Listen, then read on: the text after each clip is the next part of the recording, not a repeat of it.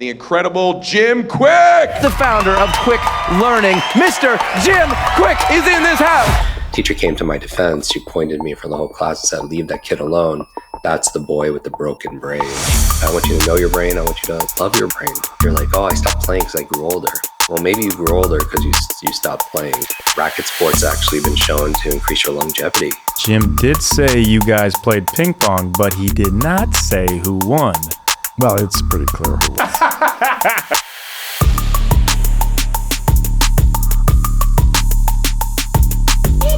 Hey everyone, welcome to the podcast. This episode series is called The Doctor and the Nurse. Dr. Daniel Amen and I break down the highest performers in all different areas. He goes deep into the brain science. I interview on the actionable tools, and we put it together for the most incredible episodes to bring to you how you can perform at your highest level. Today, I'm talking with Jim Kwik on the topic of learning. So let's dive in. Jim Kwik, thank you for coming on the podcast. And as the expert in learning, that is what this episode is focused on, to give people the tools, and we'll dive inside the brain with Dr. Amen on, what's really happening when people are learning at their highest level. And you coach some of the top athletes and creatives, business executives, and actors, which I think is fascinating, being on set with Marvel and different movies. What have you seen or used in helping actors optimize their learning and memorization tactics? Yeah, I want to love this. Congratulations on the podcast. I'm a big fan of you and Dr. Amen. So I've been a fan and a follower for many, many years. So I help actors be focused on set. I help them speed read scripts. I help them to memorize their lines because, there's a lot of content that they have to perform under pressure. If you want to, just some quick tips on how to remember information, like I do with actors, I would say in no particular orders to accelerate your learning. Immersive practice and repetition. In sports, repetition is key. Doing physical, succeeding in physical activities, but also for memorization. So obviously, nothing can replace running lines repeatedly. So it's not just in your head, but doing it out loud in the context of movements and feelings and interactions. This immersive practice helps us to cement the lines in your memory by engaging multiple senses. So you can see it, feel it, hear it, their motor functions behind it. I think it's also important not just to memorize information for whatever your career is or school, but also to understand that information. I would say context matters rather than just memorizing lines by rote, which obviously is important. Top actors, they dive deeply into the motivation of characters, the meaning behind their lines. They understand the characters' intentions, their emotions, the overall story arc. And this deeply, it really helps their understanding, make it easier to remember the lines because they're not just words, right? They're part of a bigger narrative. Another technique to help people remember anything, whether it's lines, facts, figures, what have you, is chunking information, where you break down the information, in this case, for actors, their scripts, into manageable chunks. I believe inch by inch, it's a cinch. Yard by yard is it's too hard. So this allows you to memorize and encode short-term to long-term memory. Actors might focus on learning like one scene or even one line or one paragraph at a time. And this method is known as chunking. And it can help you with the overwhelm and it helps to facilitate recall. Another technique that everyone could use, actor, entrepreneur, parent, helping with your kids, is visualization. And the power of visualization with athletes. They do this mental rehearsal because often the mind doesn't know the difference between something you vividly imagine and something that is real, right? Actors could visualize scenes. They can imagine the setting. They could imagine the movements that they're making and how they're going to deliver lines with the vocal tonality, the tempo, the volume. But this mental rehearsal primes our brains to perform as if it's already done, right? Making it absolutely powerful in performance. Um, Another thing I would say is the physical movement. A lot of what we do certain exercises to engage the brain. I believe as your body moves, your brain grooves. When you move your body, you create something, you create dopamine, you create serotonin, endorphins. Mm-hmm. I know Dr. Amen could go deeper, in this. You also create something called brain-derived neurotropic factors, BDNF, which is like fertilizer for neuroplasticity. So when you incorporate physical movement, it helps to anchor it in your body.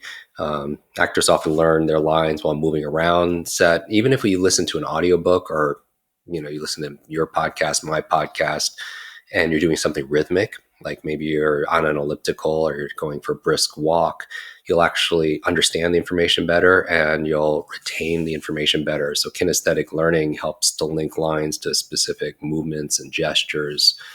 Also a big fan of mnemonics. Mnemonics are, sometimes you could use acronyms, or we do something called chain linking, where it allows you to visualize the information and associate certain stories to certain words and phrases, making them easier to recall during a performance. We also help actors, I mentioned, focus their attention. If you think about I don't know, when you're a kid and it's summertime, you have a magnifying glass and you're burning like leaves and stuff like that.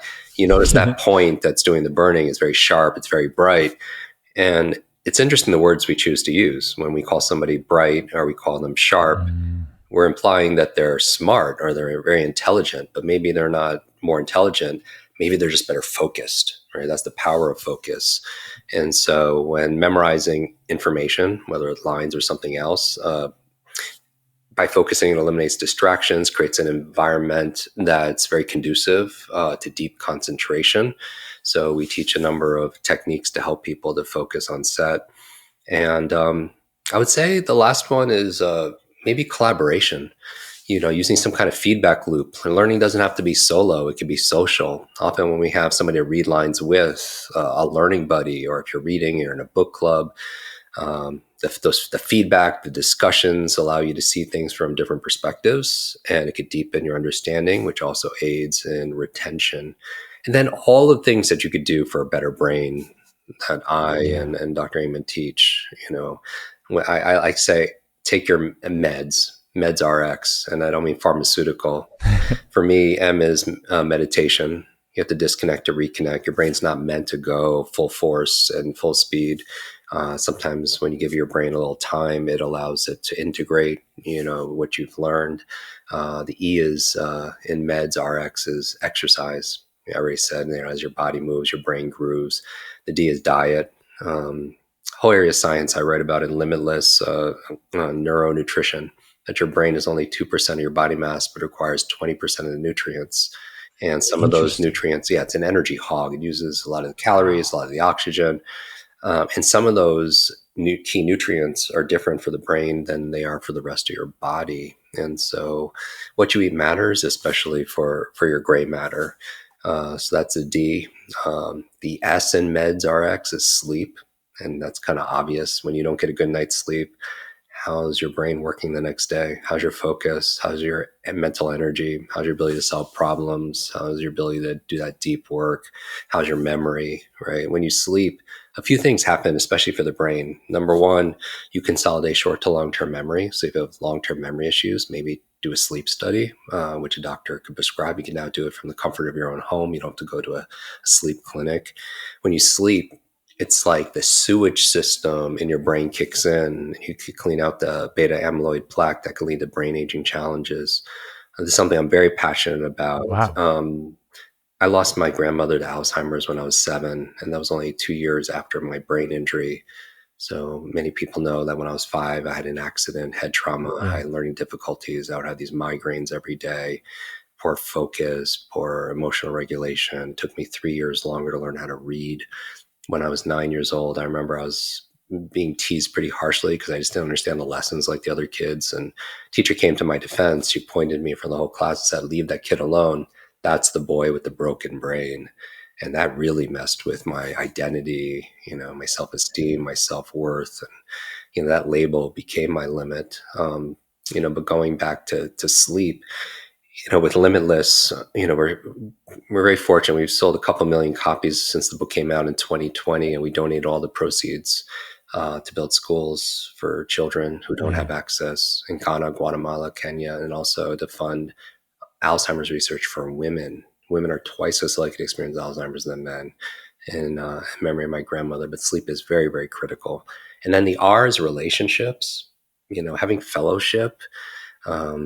It gives you a sense of safety. We all need people to encourage us, to challenge us, to be kind to us, to call us on our stuff. And if you haven't found that person, I would say be that person. That's good. Especially be that person for yourself. So having a positive peer group, they say we're the average of the 5 people we spend the most time with. And from a neurological standpoint, we have these mirror neurons. And what are they? These are the neurons that allow us to feel empathy, and they imitate. If you ever watched like a movie and you feel like what the character is going through, that's your mirror neurons lighting up. And I always tell people to watch WATCH, another acronym. I know I'm talking really fast. I love it. So good. Is words. We use the same language as the people we spend the most time with. We adopt that language. We start using it in conversations. The A in watch are actions. We start imitating the behaviors of the people we spend the most time with.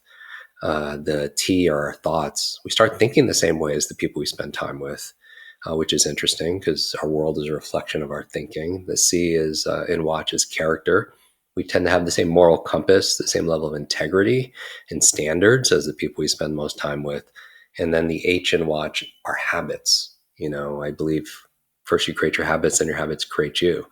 And, whether or not we smoke has less to do with our neurological networks or our biological networks, and more like our social networks. If your friends smoke, you're more likely to smoke. If your friends work out, you're more likely to work out. If your friends read or meditate or do yoga or eat a great diet, you're more likely to do those things too, and it becomes habitual. So, I think a positive peer group is very important. So that's your relationships. Meds are as relationships. And the X are all the extras, those things that we save for last that could, things like nootropics, right? These are substances that have human studies that have been shown to enhance not cognitive health. That's good for brain foods, and you get your multivitamin and make sure you're taking nutrient profile and see what you're lacking, vitamin D and C, and your B vitamins. But I mean cognitive performance. There are substances that have been shown to enhance focus, to enhance your memory, to enhance executive functioning, to enhance your mood and your mental energy. So that would fall under the X. So meds, RX. It's kind of a lot, but your brain. If people are watching this on video, I always have a brain on my chest. When you and I are taking pictures, I'm always pointing to my brain, with all the Marvel characters too, because I think what you see, you take care of. And just think about it. You see your car, you see your hair, your clothes, your skin, you take care of it because it's in your awareness all the time. When it's slipping and in quality, but you don't see the thing that takes care of us. So I always want to remind people I want people to know their brain. Your brain is this incredible supercomputer, but it's not user-friendly. It doesn't come with an owner's manual. That's why I do the work that I do, show people, once you know how your brain works, you can work your brain. So very important. But I want you to know your brain. I want you to love your brain. And most of all, I want people to use their brain. Your brain is an organ, but it acts more like a muscle. It's use it or lose it. And through neuroplasticity, our brain's ability to make new connections, really 2 keys, novelty and nutrition. Just like if you want to, a lot about this in terms of physical fitness, you want to grow your muscles, you give it novelty, you work it out, and then you feed it, the essential nutrients so it could grow. And same thing with your mental muscles. Man, that was a masterclass, Jim. My goodness. Everything you need to know about your brain just happened there. So when you're talking about plasticity, it's interesting that, there's a lot of studies that say your brain stops maturing in your mid to late 20s. But I think maturation and learning, you probably agree, are 2 very different things. There was a study at a Brown University, and it was with white matter. And it was the ages were 65 to 81, and then also 19 through 32. So what it showed, which was kind of contradictory to what most people think, that there was more white matter in the elderly ages. It's shows that the brain is continually able to adapt, not necessarily learning quite as fast, but able to break down greater complexity and deeper understanding. So I'm assuming you're probably a proponent of this, that you never stop learning. It's not like, hey, your brain is matured and you stop learning. What do you think in terms of when we get older and in 40s, 50s, and kind of this golden age? What should we be focusing on to make sure we continue to learn? I know you gave so much gold there. Yeah, let's do it. I love reading all the research and making it very practical and pragmatic for people. I'm in my 50s, and everything we teach around learning is very measurable. You can measure focus, you can measure reading speed, measure reading comprehension. You could, in our courses where we have students in every country in the world, we get a lot of feedback, and we test people. We give them names and faces, and then we train them and then see, their improvement or numbers or, foreign languages or what have you. It's very measurable. So in order to be able to manage something, you have to be able to measure it. The idea that the brain stops maturing in our mid to late 20s is based on the fact that certain developmental process, like myelination of nerve fibers and the pruning of synapses, reach kind of the peak around 25. But you're absolutely right. There's a difference between maturation and learning. So maturation it's kind of refers to structural functional changes in the brain that typically occur during childhood, adolescence, and early adulthood. This includes like the development of the prefrontal cortex, which is responsible for executive functions like decision making, problem solving, planning, impulse control. Learning is different. Learning is a lifelong process. It doesn't stop in your mid 20s. In fact, what we see in our community is the two dips in cognitive performance usually happens when people graduate school, because they associate their education to learning. And they're like, okay, my formal education is done, so I'm done learning. Good point. Right. And also when people retire, because often when people retire out of their careers, they often retire their minds. And unfortunately, their body is not far behind. There was a longevity study with nuns, and it was on the cover of Time magazine. Some people might have seen it. And this researchers wanted to find out why these nuns were living 80, 90 and older. And they found half of it was their faith, right? Their emotional gratitude. But the other half, they were lifelong learners. And because of it, it added years to their life and life to their years. This community of women they were doing research, they were having deep conversations and debates, they were engaging their brain like they would engage, other parts of their body, if you will. So learning engages something called neuroplasticity, right? The brain's ability to reorganize itself by forming new neural connections. It's a fundamental mechanism that allows us to learn and adapt throughout our lives. And so, there's many things people could do to stave off. And by the way, that study with the nuns is called Aging with Grace, if people want to look it up. Such a beautiful title for a study, Aging with Grace. But during childhood, the brain is highly plastic. We have a 19-month-old, and it's amazing. Like, just watching, our son just learn things and adapt, and so much curiosity and playfulness. But this highly plastic means that your brain can change and adapt rapidly. That's why children can learn, languages and motor skills, social behaviors very quickly and effectively. And however, while the level of plasticity does decrease while we age, it never disappears. And so, my recommendation would be continuous growth, right? Neuroplasticity in adulthood, even though the brain's plasticity might slow down a little bit as we age, or we remain capable of significant change throughout life. Many of our students, I just got off a coaching group call, and there was a couple people in their 80s above, and they're doing extraordinary things. My brain is better in my 50s now than it was in its 20s, 30s, and 40s. So we could grow older, but in a lot of ways, we could grow wiser, we could grow better. Your brain remains capable of significant change throughout life. So adult brains can and do create, amazing connections, especially in the hippocampus, where memory is happening. And that's where learning is happening. And there's different things you could challenge your brain with, new languages, playing a musical instrument, Even navigating new environments can be very stimulating. So there's no age limit on learning. There's no specific age where we ever stop learning. And lifelong learning is not just possible, it's absolutely essential for maintaining cognitive health. It could stave off brain aging challenges and delay the onset of age relating cognitive decline. And it could actually enhance the brain structure. And so, I think mindset plays a big role. I know you've done a lot of research and have personal experience with clients, but mindset, the belief that we can continually learn and grow, plays a crucial role in our ability to do so. Like, your brain is not fixed, your memory is not fixed like your shoe size. Dr. Carol Dweck really popularized this idea of a growth mindset and suggests that individuals who believe in their own abilities can develop, through effort. And learning they tend to achieve more than somebody who feels like your potential is fixed. So this encourages continuous learning and personal development, regardless your age or stage in life. I love it. And you hit on some mental exercises.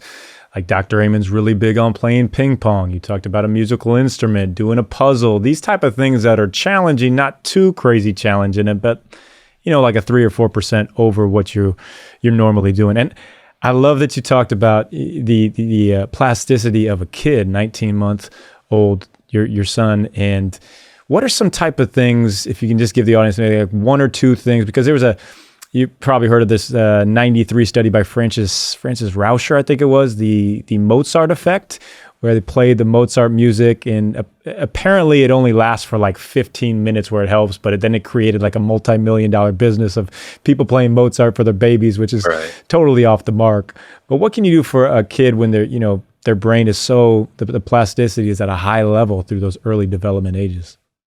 So there are many things, and in no particular order. Things that we're looking at is sensory integration.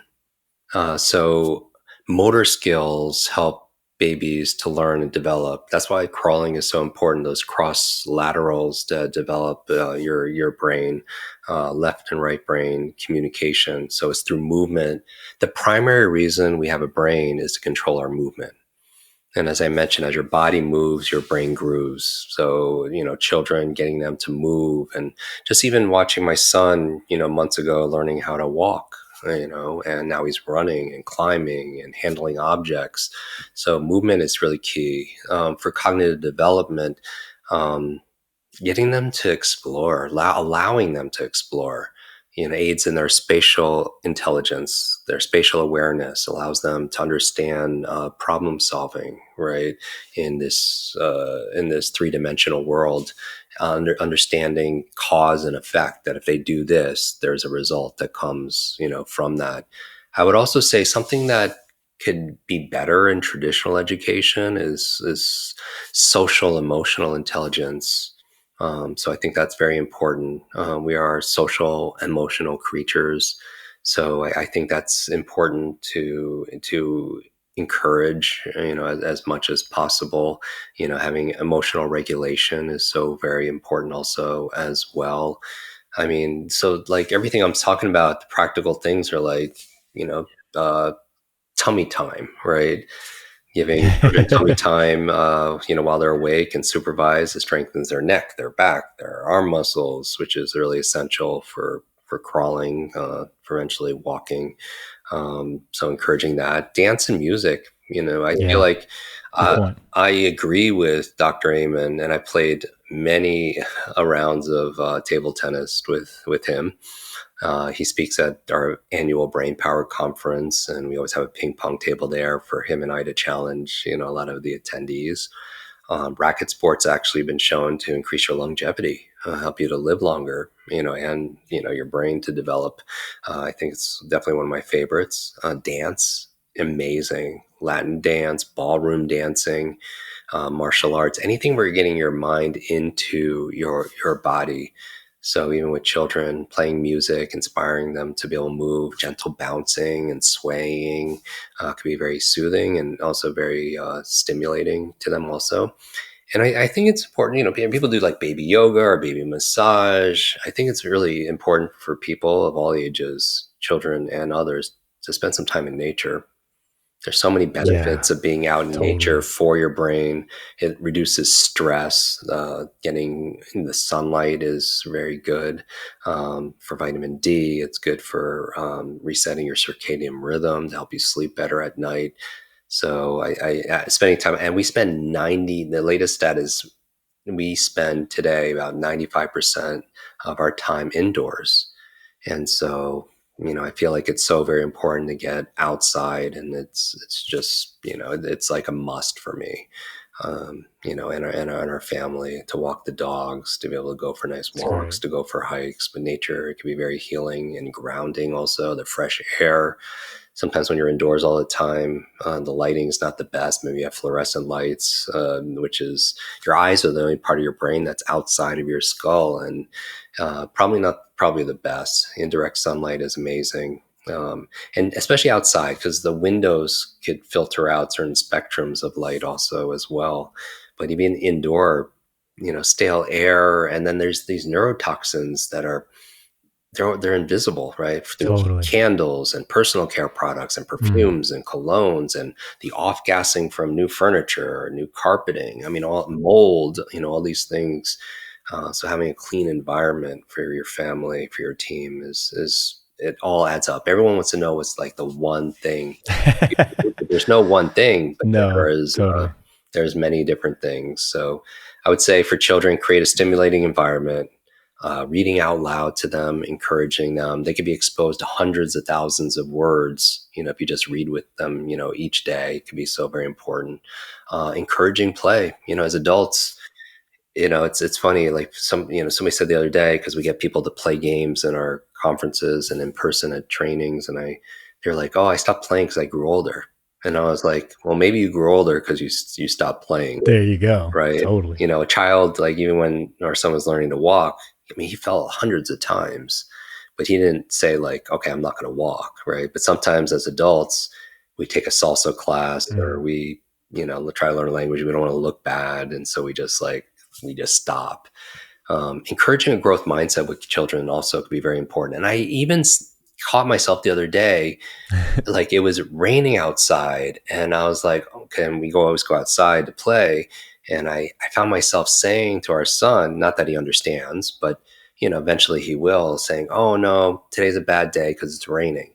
But I think about the Ooh. subtext of what I taught my child, and this is something Wow. anyone could say, right? It's just like, Yeah, yeah. it's bad outside, so it's that your emotions is based on your environment, right? What a silly thing to say when I'm saying it out loud. Ensuring proper nutrition, eating all my favorite brain foods. People could go online and search my name, brain foods, and I show people how to memorize those foods. But, our son loves, like, salmon for your omega-3s, your DHAs, loves fruits. So we're not counting calories as much as we are counting colors, because those are the Oh, antioxidants good. that you're giving the colors. I love blueberries. He loves blueberries. I call them brain berries. Avocados, very powerful source of monounsaturated fat.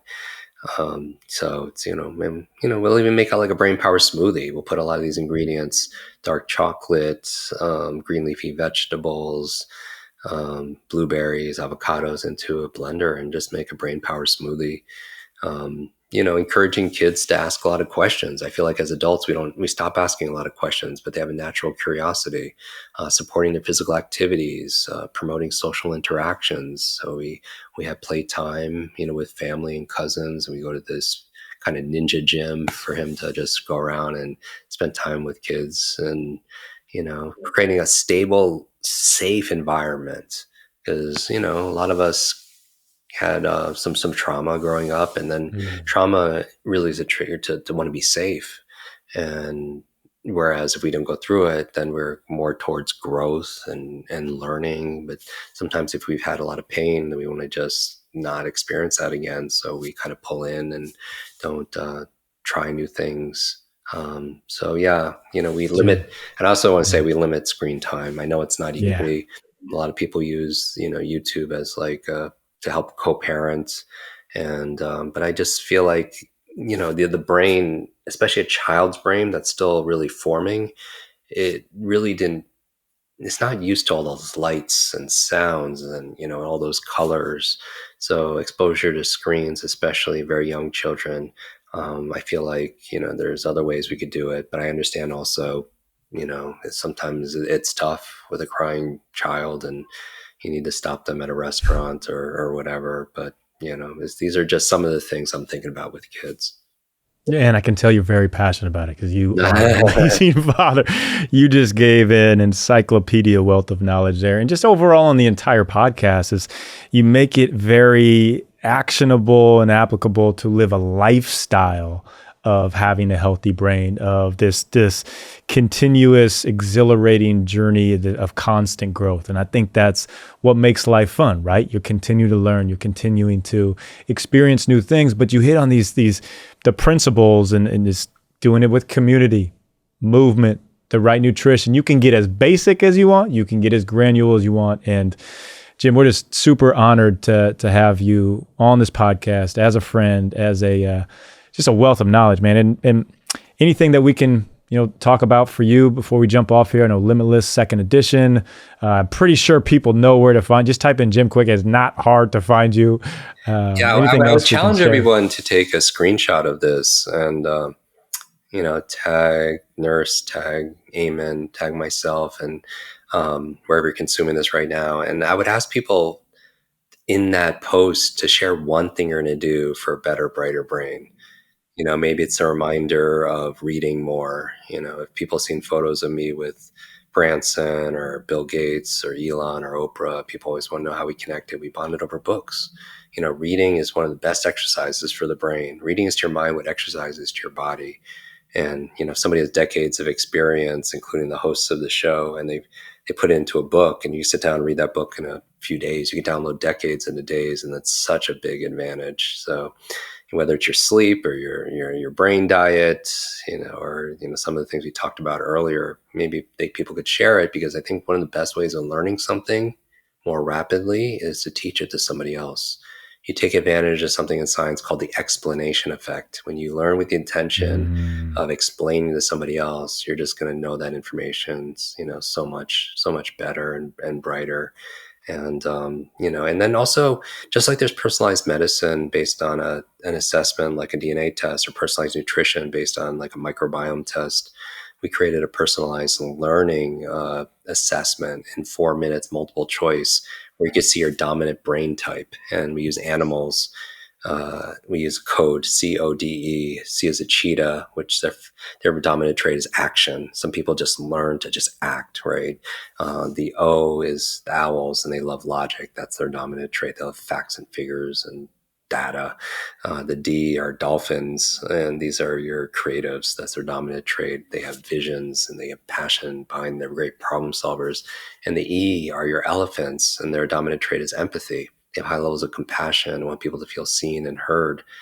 We had our team take this test, and 100% of our customer service team, they're all elephants, because they are our community builders. They want people to feel seen and heard. My business partner of 17 years, who's our CEO, she's a dolphin. She has this vision for our mission. Our CFO, our financial officer, is an owl, just has to see the numbers every day. So it's interesting. I realized after 3 decades of teaching this, it's not how smart you are, it's how are you smart. So the last thing people can find us at this assessment, mybrainanimal.com. mybrainanimal.com takes 4 minutes, and then we give you strategies on how to read faster, remember names, learn languages, and more, how to even parent based on brain types, how to sell based on brain types. We create a whole PDF personalized around your brain type, because when you know how your brain works, you could work your brain. So that's at mybrainanimal.com. That's really good. Thank you. Man, I think I'd be a cheetah taking action. I think that's me. Yeah. I'm a cheetah. Jim, such a pleasure. Thank you so much for gracing us with your time. Thank you. Thank you for the work you both do. I truly believe if someone's listening to this right now, that there's a version of yourself that's patiently waiting. And the goal is we show up for ourselves and others every single day until we're introduced. Love it. Thank you, Jim. So now let's check in with Dr. Daniel Amen and figure out what's going on in Jim's brain when he's talking about learning. This episode is all about learning. We have one of the most brilliant minds of learning, teaching learning to all different types of high performers, Jim Kwik. And we're going to dive in what's going on in the brain when you learn at the highest level. What have you seen or used in helping actors optimize their learning and memorization tactics? So I would say, in no particular orders to accelerate your learning, immersive practice and repetition. You know, in sports, repetition is key. Succeeding in physical activities, but also for memorization. Obviously, nothing can replace running lines repeatedly. So it's not just in your head, but doing it out loud in the context of movements and feelings and interactions. This immersive practice helps us to cement the lines in your memory by engaging multiple senses. So you can see it, feel it, hear it, their motor functions behind it. I think it's also important not just to memorize information for whatever your career is or school, but also to understand that information. I would say context matters rather than just memorizing lines by rote. So immersive practice, this is the building myelination in the brain. What's happening in the brain when you're really having this deep state of immersive practice? Ask me that again.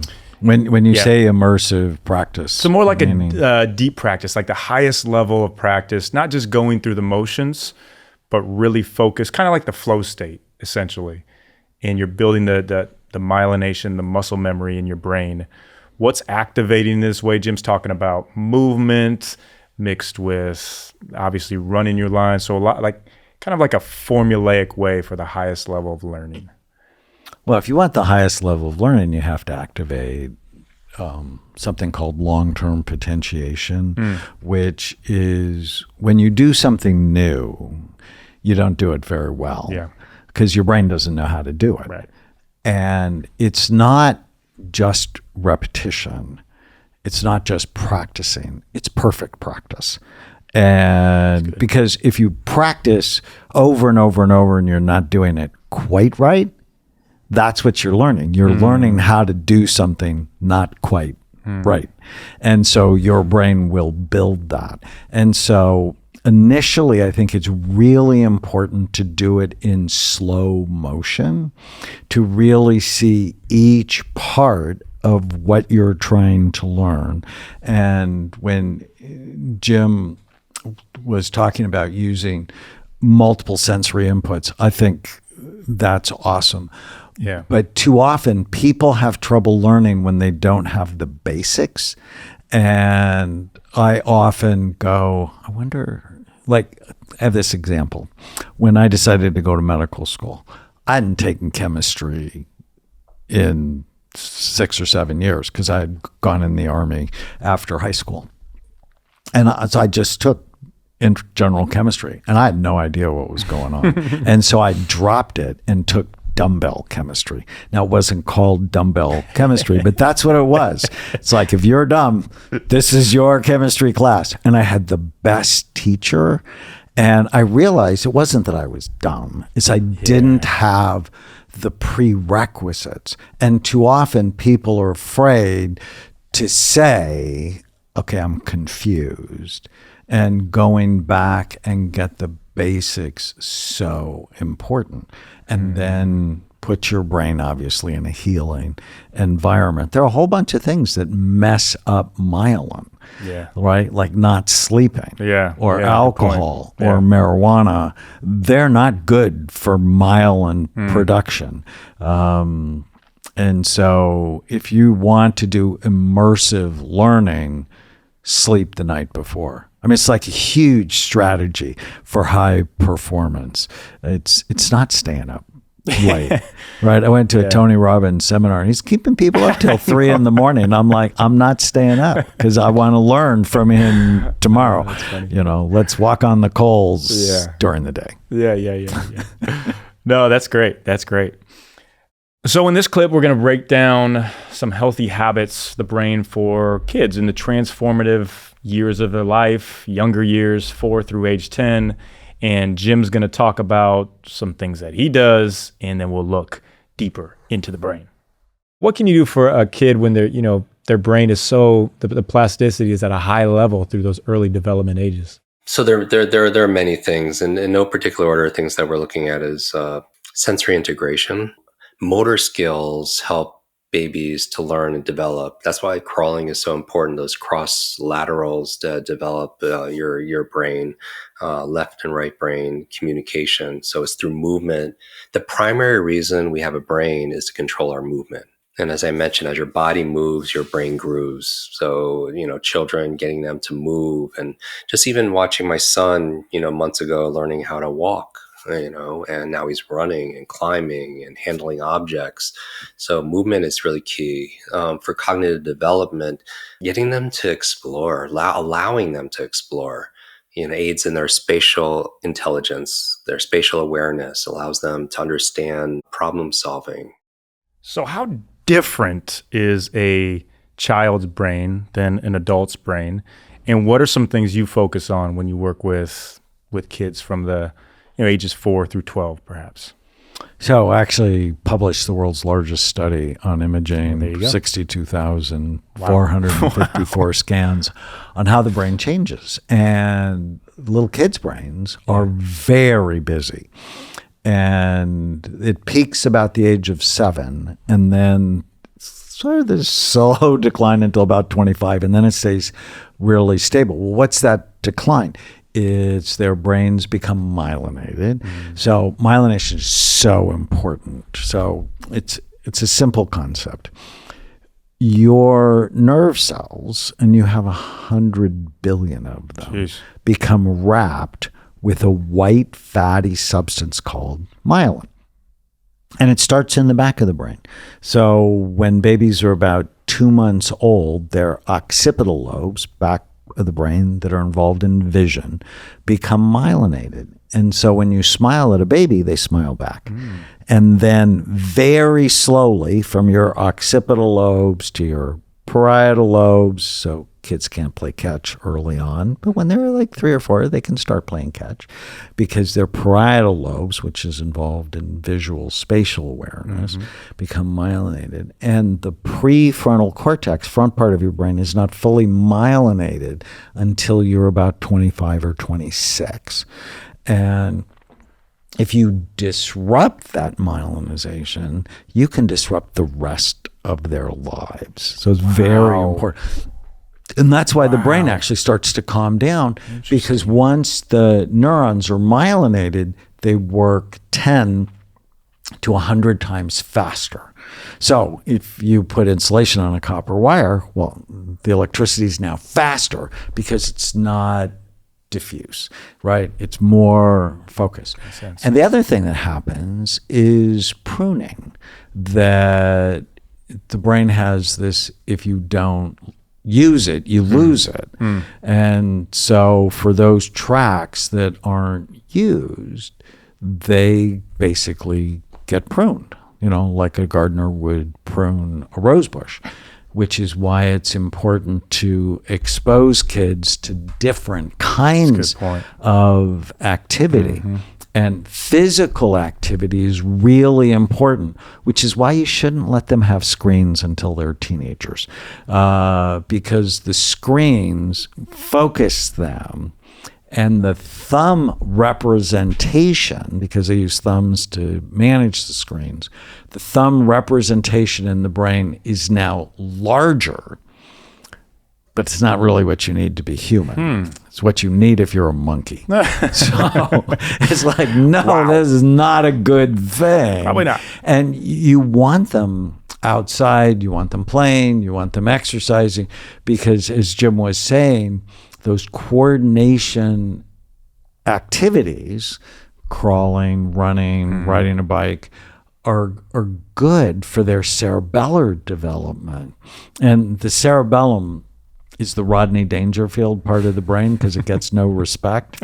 I hate that dates me because a lot of young people don't know who Rodney Dangerfield was. Don't do your homework, young kids. But that was his shtick, right? I get no respect. Yeah. Well, this is 10% of the brain's volume, but has half of the brain's neurons. This is incredibly important, which is why coordination athletics really important, that of course don't give you concussions. Yeah. That's why I'm not a fan of football. And flag football is a gateway sport to brain damage.